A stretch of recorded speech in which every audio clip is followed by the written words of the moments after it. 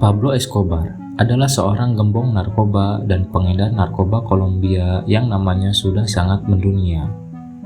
Ia adalah penjahat Kolombia yang bahkan bisa disebut sebagai pengedar narkoba paling kuat di dunia pada era 1980-an dan pada tahun 90-an.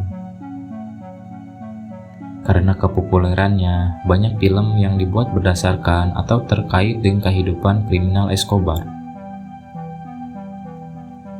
Escobar adalah putra seorang petani dan guru sekolah, memulai kehidupan kriminalnya saat masih remaja.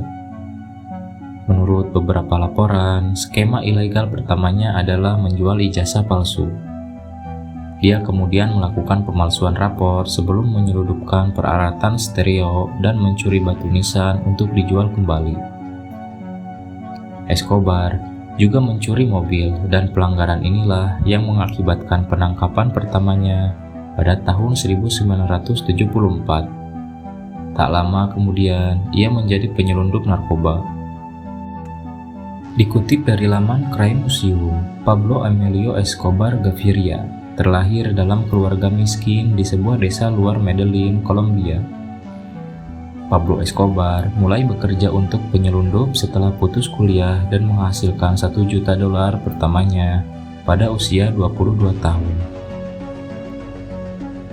Pada tahun 1975, Escobar memerintahkan pembunuhan raja narkoba paling berkuasa di Medellin.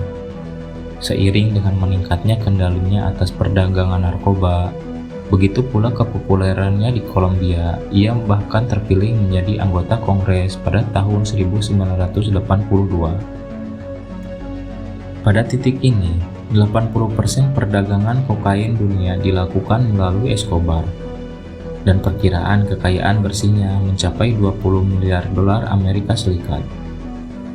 Meskipun dikenal sebagai pejabat, kepribadian publiknya berdampak positif bagi masyarakat Kolombia. Kekayaan ini menempatkannya di daftar orang terkaya versi majalah Forbes selama 7 tahun berturut-turut. Escobar dikenal memiliki gaya hidup mewah, tetapi ia juga terkenal dengan cara unik menghabiskan uangnya. Misalnya, ia dilaporkan membakar uang tunai senilai sekitar $2 juta untuk menjaga putrinya tetap hangat saat mereka bersembunyi di pegunungan. Dia juga membuang sekitar $1 miliar per tahun karena uang yang rusak akibat kelembaban atau dimakan tikus. Escobar mencoba mencitrakan dirinya sebagai pahlawan bagi masyarakat miskin di Medellin, Kolombia. Ia mendanai proyek-proyek perumahan, stadion sepak bola, rumah sakit, dan gereja, sehingga mendapat julukan Robin Hood. Banyak orang miskin melihatnya sebagai figur yang dermawan, meskipun kekayaannya diperoleh dari kejahatan. Dia bahkan mensponsori tim sepak bola lokal. Popularitasnya di mata banyak orang Kolombia ditunjukkan ketika ia terpilih menjadi anggota Kongres negara itu pada tahun 1982. Saat berada di Kongres, Escobar juga terkenal karena taktik plata o plomo, yang secara kasar berarti penyuapan atau kematian. Dia akan mencoba menyuap sesama politisi agar kebijakannya menguntungkannya. Dan jika plata atau perak ditolak, dia akan memerintahkan plomo atau peluru dari pihak oposisi. Escobar memiliki kebun binatang pribadi yang berisi sekitar 200 hewan, termasuk gajah, burung unta, zebra, unta, dan jerapah.